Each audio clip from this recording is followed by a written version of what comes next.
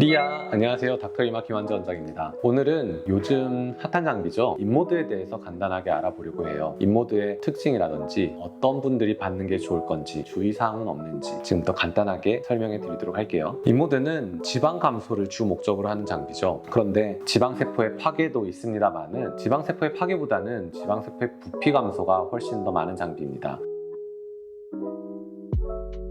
그래서 인모드를 받고 나서 식사량 비슷하고 운동량 비슷하면은 금방 다시 원래대로 돌아가요. 흔히들 컴플레인을 하는 이유가 바로 여기입니다. 변화는 있었는데 생각보다 단시간에 원래대로 돌아가다 보니까 이거 원래 유지가 어느 정도 된다고 하지 않았어요 라고 이제 얘기를 하시는 거죠. 타병원에서는 유지기간이 3개월, 3회를 받으면 9개월 정도 된다고 하지만은 생각을 해보면 실질적으로 살이 찌면은 얼굴 살이 그대로 있고 몸에 살만 찌는 게 아니잖아요. 그래서 어느 정도의 체중 관리를 하시는 분들에 한해서만 유지가 잘 돼요. 시술을 받는다고 해서 갑자기 식단 조절을 하지도 않고요. 갑자기 운동을 시작하지도 않죠. 그렇기 때문에 유지가 잘 안 되는 경우가 많아요. 예비 신부님들이 효과가 좋은 이유가 시술을 받을 뿐만 아니라 꾸준히 식단 관리를 하시고 운동도 꾸준히 하시죠. 그렇기 때문에 효과도 좋고 만족도도 상당히 높아요. 그러면 어떤 분들이 시술을 받는 게 가장 효과가 좋을까요? 지방이 빠지면은 나이가 어리신 분들은 피부가 이렇게 싹 달라붙습니다. 그래서 마치 리프팅 된 느낌이 들죠. 그런데 이거를 40대 이후 분들이 받으시면은 지방이 있을 때는 몰랐다가 지방이 빠지고 나면은 텐트 쓰러지듯이 피부들이 아래로 축축 처지게 됩니다. 그래서 나이가 어느 정도 있으신 분들한테는 충분한 설명을 해드려야 돼요. 시술 받고 나서 오히려 피부 처짐이 더 생길 수가 있다. 그렇기 때문에 피부 처짐을 조금은 더 보완을 하기 위해서 추가적인 다른 시술이 필요하다고 말이죠. 인모드는 지방량이 중요한데요. 보통 지방량이 적어서 시술 한두 번만으로 효과를 낼 수 있으신 분들은 되게 만족도가 높아요. 반면에 지방량이 꽤나 있어서 시술 횟수가 많아져야 되는 분들일수록 만족도가 떨어지죠. 예를 들자면 우리가 100kg인 분이 다이어트를 해서 95kg가 되면은 거의 변화량을 느낄 수가 없어요. 다른 사람들이 봤을 때 크게 변화를 못 느낍니다. 근데 50kg이 45kg가 되면은 체감이 확 되죠. 본인도 체감이 되지만 다른 사람들이 봤을 때 얼굴 라인이라든지 체형이 확실히 다르다는 것을 느끼게 되죠. 그렇기 때문에 인모드도 시술 횟수가 적게 들어가는 분들, 그러니까 지방량이 많지 않은 분들이 만족도가 높을 수밖에 없어요. 저희 병원에서는 내원하셔서 상담을 할 때 지방량을 보고 어느 정도 횟수를 설명을 드려요. 이 정도 횟수가 있어야지 객관적으로 봤을 때 예쁜 얼굴 라인이 나올 거고, 그 횟수도 시술 받고 나서 다음번에 오실 때 어느 정도 유지하고 오셔야지 그 횟수가 유지가 되지, 받고 나서 살찌고 오시면은 횟수가 다시 늘어날 거라고 설명을 하죠. 그리고 지방이 너무 많으신 분들한테는 인모드보다는 지방 흡입을 좀 더 권해드려요. 왜냐면은 지방이 너무 많으신 분들은 우선은 인모드 횟수가 너무 많이 필요하기도 하고요. 그리고 지방 때문에 피부가 늘어진 게 인모드를 받는다고 확 줄어들지가 않습니다. 결국에는 늘어진 피부를 약간 잘라내거나 아니면 추가적인 다른 시술들이 훨씬 더 많이 필요해요. 그렇기 때문에 차라리 지방이 너무 많으신 분들은 지방 흡입 후에 인모드를 하는 것을 권해드리죠. 그래서